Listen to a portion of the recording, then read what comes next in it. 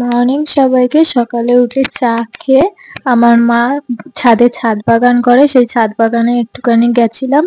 মা বলেছিল এই যে টমেটো হয়েছে খুব সুন্দর, লঙ্কাও হয়েছে, জবা গাছে একটা জবা ফুলও হয়েছে।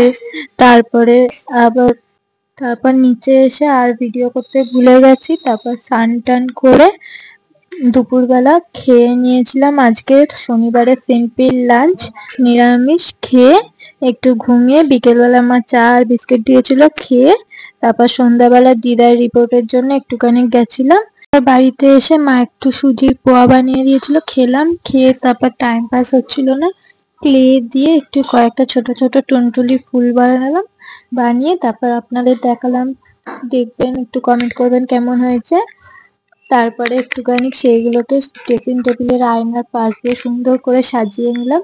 দেখুন কেমন লাগছে, একটু ঢং ঢং করে দেখিয়ে দিলাম, নিজেও একটু ঢং করে নিলাম টাটা বলে।